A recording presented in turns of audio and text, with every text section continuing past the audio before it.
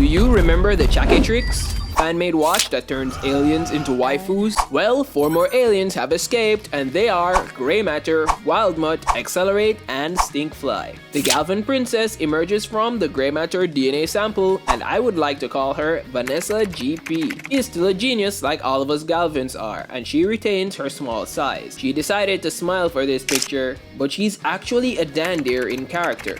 She is the silent type who isn't very expressive, but she works hard to show up for Ben with what she can do. She isn't skilled in combat at all, but for whatever she can't do in a 1v1, she makes up for in prep time. Being able to create mechanized vehicles, weapons, and even alterations to the Chaquetrix for Ben. Vanessa GP prides herself in her inventions, and is said to be the first ever Galvan to harness the power of the Nalgene Destructor. However, that holds more of a tale that one would like to imagine, as Vanessa hides the Nalgene Destructor from the rest of the team, and saves it as her secret weapon against any potential threat that might try to harm Ben and the rest of the family, even though she knows Grandpa Max would be completely against it. Bianca buzzes about as her lepidopteran DNA sample from the Chaquetrix. She has a huge crush on Ben, and she fits into the dare archetype.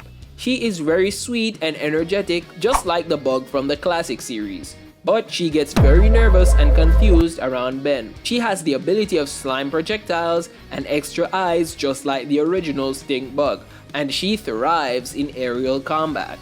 She isn't very strong though, and every time a villain outmatches her in strength or speed, she tries her best to get away. What Bianca hides from the team is power. Power in her bug form. She is scared that if Ben knew she had a more hideous but stronger mode, that he would lose all interest in her and never summon her again. XLR8 speeds into the scene, and she is our Canaceleran version of the Chaquetrix alien. You see, her actual name is Janet, but she forces us to call her Velocity. She is a Canadair and is only interested in Ben for his possessions. But what could a 10-year-old have that would impress a speedy girl that can outrun Barry Allen? That would be Sumo Slammer cards, of course. And in the Chaquetrix reality, Ben has finally gotten the golden Sumo Slammer card, which she is obsessed with. She is a kleptomaniac, and she can't resist the urge to take stuff that doesn't belong to her. And she really doesn't care who finds out, because who can stop her? She's so damn fast. What she hides from the team is the fact that she knows Grandpa Max is a plumber, because she once stole his badge from the RV and returned it immediately because she knew this wasn't something that she was supposed to be aware of. Lastly is our WILDMUTT girlie, the vulpamancer of the watch, and her name is Alexandra, but you can call her Alex for short.